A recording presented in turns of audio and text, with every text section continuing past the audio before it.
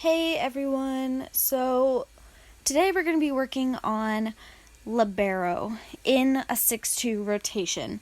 Now, we're just going to start off with a brief explanation of Libero because she's a pretty tricky position if you don't know what you're doing. So on the screen, I just have an example of rotation 1. So we have our setter opposite of our right side. We have our libero in middle back opposite of our middle hitter. And we have our outside in right side's position opposite of our DS. Thing to notice about here. In parentheses, down below our libero, I have middle hitter. Okay, that's because when we start the game in rotation 1, our middle is actually going to be on the court first. So it's going to look something like this. We'll have our middle and then everyone else. Okay? Once the lineups are checked, once the rotations are checked, the ref will wave in the libero and in will come the libero, out will go the middle. Okay? So we can start off with our libero on the court. Our libero, for our cases, her base will be over here in left back. Okay, so remember, worst comes to worst, you have no idea what's happening, always go to your base. Okay, as soon as that ball is hit, you can always go to your base. But libero is a pretty important role, so she should know what's happening on the court. Libero is typically our best passer on the court. She is going to be running our back row all the time. So in serve receive, she is going to be the one who kind of directs people as to where the serve is coming from, when the serve is up. I know a lot of teams say things like balls up. Okay, she would be the one leading that. Or other teams say ready, ready, ready. That would be something that she would lead as well. So she's very vocal on the court, in the back row, directing the back row, those types of things. All right, so let's get into where we're supposed to be on the court at what time. So we'll start with rotation 1. Like I said before, everyone's across from the person that plays their opposite position. So this is our rotation. But this isn't where we stay in the whole time. This is just where we have to be to check lineups. Let's say we do rock, paper, scissors or flip the coin or whatever we do, and we win serve. Okay, so we've got serve. Everything's good. We want to set up for serve. How are we going to do that? So I'm going to really focus on where libero needs to be at what time and not really highlight any other players except maybe outside or setter. Those are two that I would recommend paying attention to, knowing where they need to be on the court as well if you are playing libero.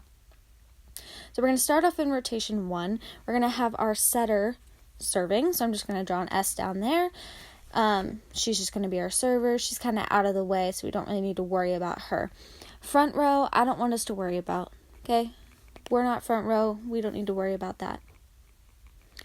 And then, all right, front row we don't need to worry about.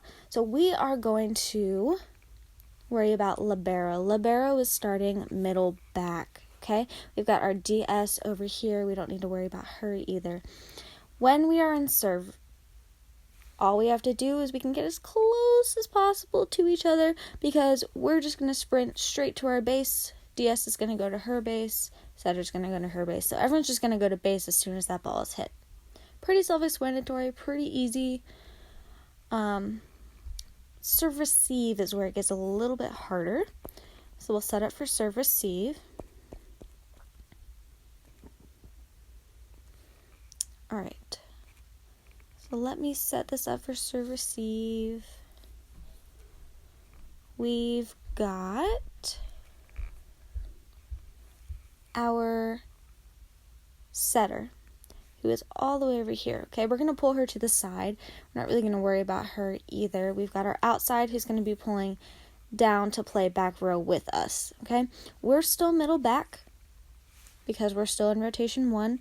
Front row, we're just going to ignore. And then we've got our DS helping us out. So the biggest thing that I want you to realize here is we're not really going anywhere.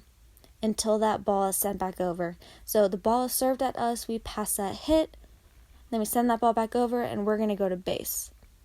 Okay, but the thing to notice before that is this player right here. Okay, that is our outside hitter. So this is important for you to know. We've got our outside hitter over here. And the reason she's important to know is because she is pulling back to help out with serve receive. So you're over here. She's pulling back from the front row to help with serve receive. So you need to make sure that she is above all the other players, because she is still technically front row. So help keep her accountable. But she can push this setter all the way over as much as possible. So we should be evenly spaced around the back row, straight across for serve receive. Okay? Alright, so that's for our rotation 1. Now let's move on to rotation 2.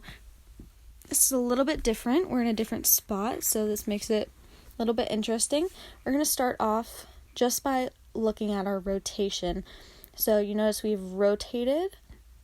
Our setter is now in middle back. We are now in our base. So that makes it really easy for serve. So I'm not even going to draw out serve because we don't need to know what's happening. All we need to know is we're already in our base. We can already be at that 10-foot line and ready. Now, serve receive is where it gets a little bit difficult. This is one of the things I'm going to draw out for us. I will draw in the setter this time because she is important in this rotation. And I will draw in our DS as well. And here's why. So what is happening is our outside hitter is pulling back again, but she's pulling back from the other side. We were originally where the outside hitter is right now. We're going to be pulling over to the middle back. Our setter is going to be moving up from the middle back, and our DS is just kind of hanging out over here. She's going to be playing back row with us. But if you notice, we're bringing back that outside. Again, we need to keep her in front of everyone else. Okay, just a step. But we want to get as close to a straight line as possible with our outside hitter just in front of us. But we are going to actually pull over to that middle back. We're going to shift. We're going to push everyone over. Okay? And then as soon as that ball is hit, where do we go? Base. So, as soon as that ball is hit, we just go back to base. Everyone finds their spot. Okay, I know that's a little bit messy, but key thing to realize is all we're doing is we're shifting over just a little bit, because our setter's coming up and our outside hitter's coming down. That is all that is happening. So finally, we'll go to rotation 3. And the reason I say finally, remember, is because rotation 1, 2, and 3 are the exact same as rotation 4, 5, and 6. So all you need to do is memorize 1, 2, and 3, and you'll know where you're going 4, 5, and 6. It's just different people on the court. Okay, so we're going to have our serve. We're going to assume for now that the libero is serving, because that's what we're going to focus on in this video is libero. So we're going to assume the libero is serving. Easy thing. All she does, she comes back to serve. As soon as she serves, she sprints all the way into her base. Remember, when you serve, don't just stand there and stare, right? Because that ball may land right here, and you won't be able to get that if you're not paying attention. Okay, so serve's pretty easy. All we do is we come in, we serve, we go to our base. Okay, serve receive, a little bit more difficult. Pretty easy for our libero though, because she doesn't really need to move anywhere until the ball is hit. We do have an outside hitter right here who's pulling back a little bit. So same thing as before, we're just making sure that she's one step ahead of everyone else. And then we've got our DS and our libero. So we're going straight line all the way across. Remember, when that ball is served, we pass that hit, send it back over, and then we sprint to base. So that's really the only movement libero needs to know, is as soon as that ball is over the net, on the other side of the net, I can go to base. So that's pretty much it for libero. Again, if there's anything that I left out, anything that you think that I need to touch on a little bit, or if you have any questions, please let me know. I'm here to help.